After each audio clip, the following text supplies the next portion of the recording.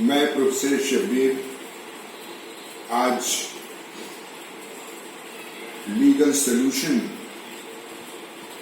के तहत आप लोगों से फिर मुखातिब हूँ और आज का जो इशू है जिस पे मैं एड्रेस करूँगा वो रिजर्वेशन पॉलिसी है। रिजर्वेशन एक ग्लोबल फिनोमिना है और पूरी दुनिया में रिजर्वेशन को एक कॉन्स्टिट्यूशनल टूल बना करके वो लोग जो डिप्राइव्ड हैं, हिस्टोरिकली उनके राइट्स उनको नहीं मिले और वो पिछड़ गए हैं और उनको ऊपर उठाने के लिए सारी ही गवर्नमेंट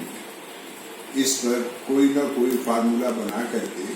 और उनको ऊपर उठाने का मैकेनिज्म जो है वो रिजर्वेशन के थ्रू इंट्रोड्यूस किया है। हमारी कंट्री में जब कॉन्स्टिट्यूशन बन रहा था इस इशू को लेकर के बात हुई थी और खास तौर से डॉक्टर भीमराव अंबेडकर ने इसकी जरूरत पर रोशनी डाली थी, लेकिन इस बात को जरूर कहा था कि कम से कम सीटों पर रिजर्वेशन हो, वो चाहे पब्लिक एम्प्लॉयमेंट हो, चाहे और गवर्नमेंट इंस्टीट्यूशंस हो, चाहे हमारे लेजिस्लेटिव हाउसेस हो, हर जगह रिजर्वेशन की बात हो, लेकिन सीट्स जो हैं जिनको रिजर्व किया जाए उनके नंबर मिनिमम हो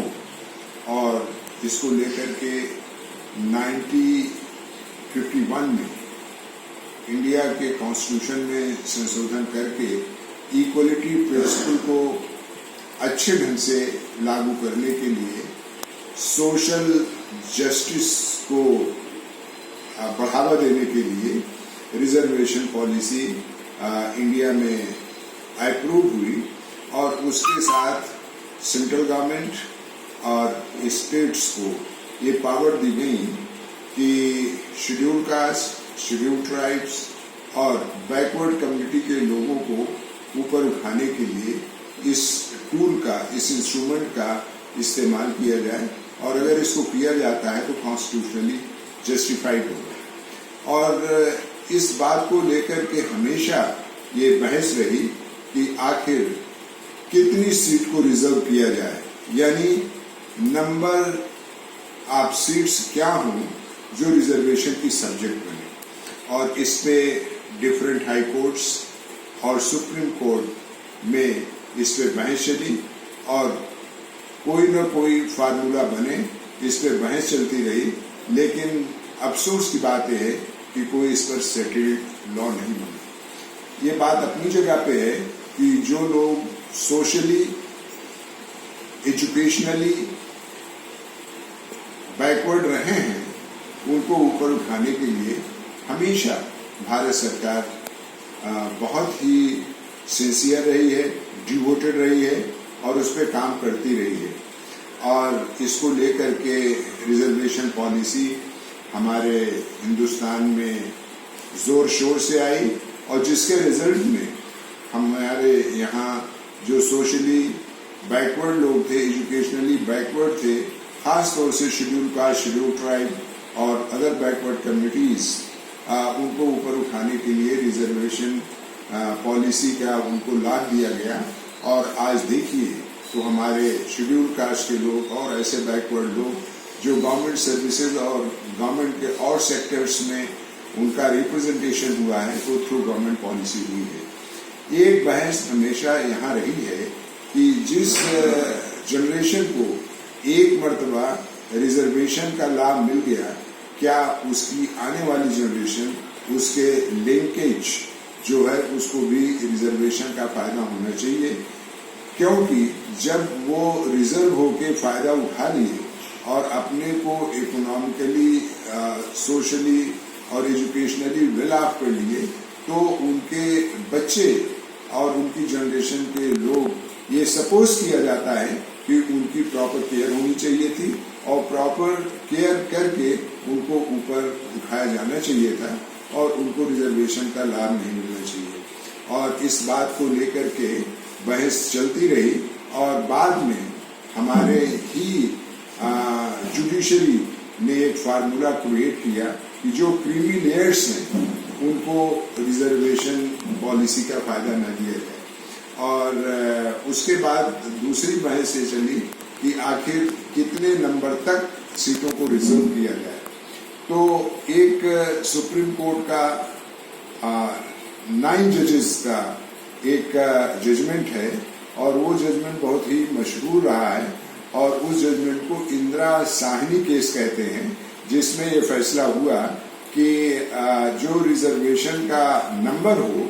वो 50% से ज्यादा किसी सूरत में नहीं होना चाहिए और उसके कॉजेस के बारे में भी तमाम सुप्रीम कोर्ट ने दलाल दिया और उन्होंने ये भी कहा कि जो और कम्युनिटी के लोग हैं उनके लिए एम्प्लॉयमेंट की अपॉर्चुनिटी खत्म हो जाएगी अगर ये सीट इतनी बड़ी तादाद में भर दी जाती है, लिहाजा इस पे सीलिंग लगना जरूरी है और ये करके 50% कर दिया गया। चूंकि 9 जजेस का जजमेंट था, सुप्रीम कोर्ट का जजमेंट था, जुडिशियल प्रेसिडेंट के तहत ये सारे हाई कोर्ट्स पर एज ए प्रेसिडेंट लागू होता है और यही चलता रहा। अभी हाल ही में 2-3 दिन पहले सुप्रीम कोर्ट ने एक आंध्र प्रदेश राज्य का एक केस है जो सुप्रीम कोर्ट के सामने था और वो मामला ये था कि वहाँ शेड्यूल कास्ट की एक एरिया थी फुल और वहाँ पर टीचर्स के अपॉइंटमेंट के लिए 100% रिजर्वेशन देने की बात आंध्र प्रदेश हाई कोर्ट ने डिसाइड किया था। उसको सुप्रीम कोर्ट ने गलत माना और कहा कि किसी एक पर्टिकुलर कम्युनिटी को जॉब अपॉर्चुनिटी के नाम पर सारी सीट्स रिजर्वेशन के थ्रू दे दी जाए, ये कोई अच्छी बात नहीं है। उसको अनकॉन्स्टिट्यूशनल माना और हिदायत दिया कि इंदिरा साहनी केस की मौजूदगी में 50% से ज्यादा रिजर्वेशन का तो सवाल ही नहीं उठता और ये भी कहा कि जो रिजर्वेशन के लिए इंटाइटल्ड लोग हैं, जो लिस्ट बनी है उसमें वक्तन फवक्तन इम्प्रूवमेंट होना चाहिए, उसमें चेंज होना चाहिए। जो लोग रिजर्वेशन के थ्रू फायदा उठा करके ऊपर उठ गए हैं उनको उनसे एक्सक्लूड करना चाहिए और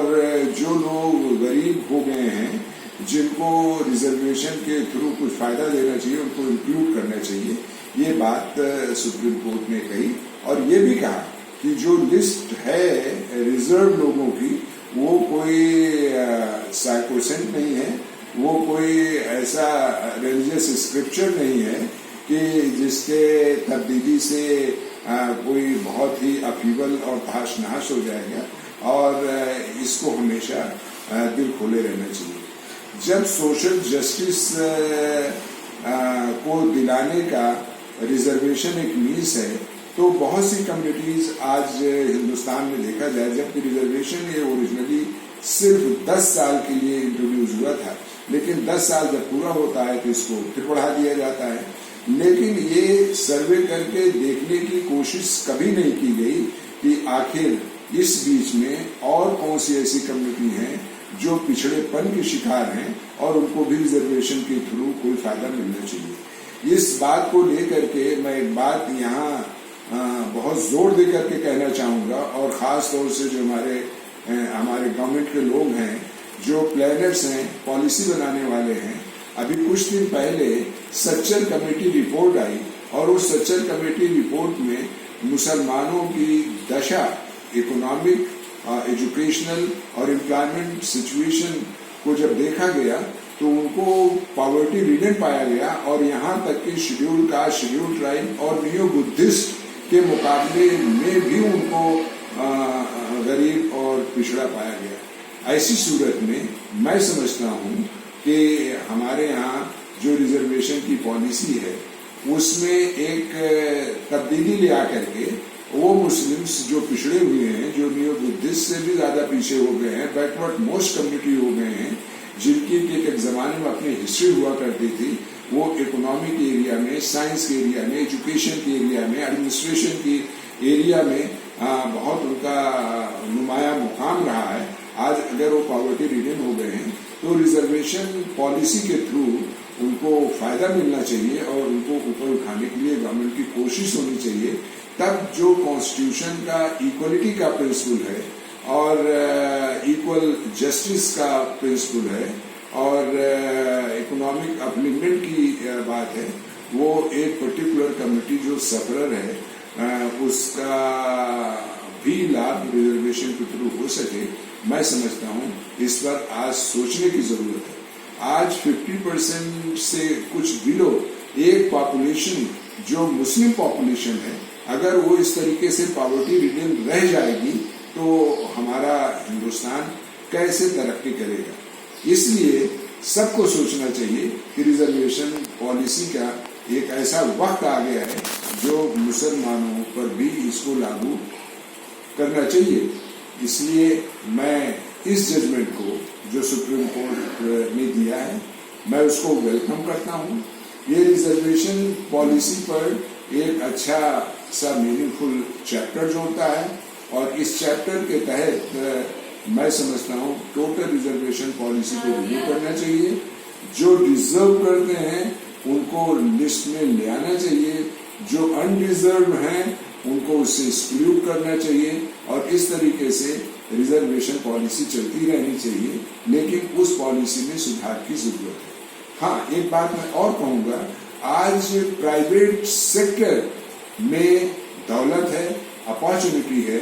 लेकिन अफसोस के साथ मैं कहूँगा कि पब्लिक एम्प्लॉयमेंट में तो रिजर्वेशन पॉलिसी काम कर रही है, लेकिन प्राइवेट सेक्टर में नहीं काम कर रही है। वो वक्त आ गया है कि गवर्नमेंट को सोचना चाहिए कि प्राइवेट सेक्टर में भी रिजर्वेशन दिया जाए और हमारी वो पॉपुलेशन जो बैकवर्ड है, जो शेड्यूल कास्ट है